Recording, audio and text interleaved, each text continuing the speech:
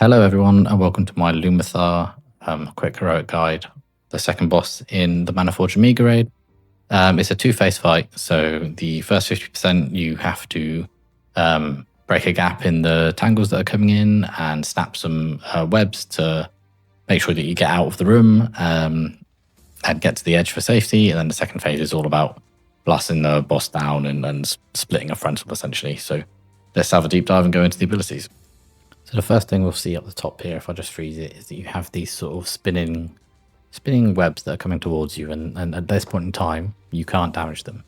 So you need to take this tank beam that you're seeing now, and you need to point it to one of the sort of circle orbs, and when you do that, it'll break it, and then you can DPS it, and then you're able to essentially get out. So you can see that we point it there, we can DPS that, there's now a gap, and then the next ability happens, so I'll take you through now. Just to go over the tank beam, basically this is the tank swap. So you take one during the cast, your other tank takes off you, and then they'll get one. And either the first or the second tank can hit the beam. It doesn't matter who, but essentially don't take two. You can use a big cooldown if you want to take two if your tank's dead or something like that. But yeah, that's how the tank beam works. So then you've killed this pad and you're running away, but basically some people will get tethered to the boss and they'll get pulled back in. Okay, so depending on how quick you kill that mob, it might not matter, but basically don't use your ports or blinks or anything to get over the line before the pull-in happens. If you do that, you'll get pulled into the line and you'll get stunned. So just wait to DPS down the little ad, then let the tether to you, get pulled in, then go out the gap. There's no point in trying to risk it, essentially. So the way that you break these tethers is by getting 40 yards away. So you can see this crap all over here. Essentially, this is where other people have broken their tethers. So the way that we're doing it is we're slowly moving around the room and dropping them. With this crap, if you break your tether within crap that's already there, you will get stunned. So essentially, move around the room or go to the new location to drop your tethers, drop them, and then move around. Okay? Nice and simple. Don't need to think about it too much. Just move around the room in a circle, 40 yards to break your tethers, and all good. And then finally, the only real ability left in P1 is that you get this massive AOE.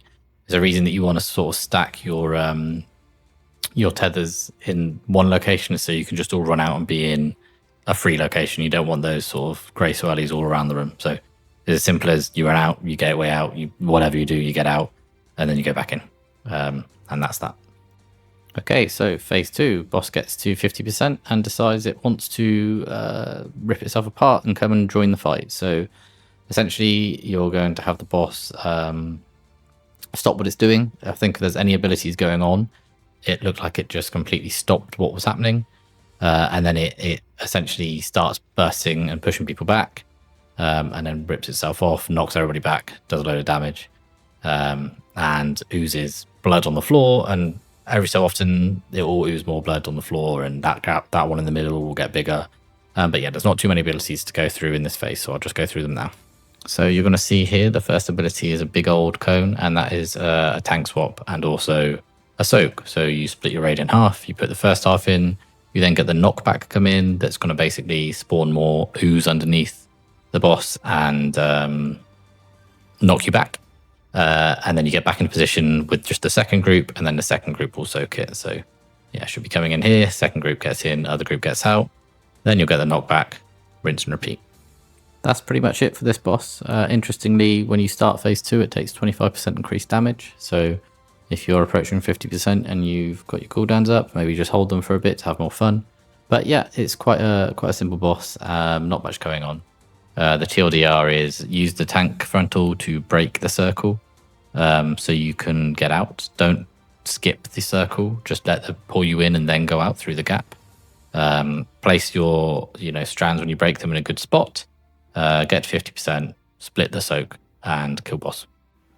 As always, a big thanks to everybody that helps and all of you for watching. If you could leave a subscribe and a like, I'd really appreciate it, and good luck on the boss. Thank you.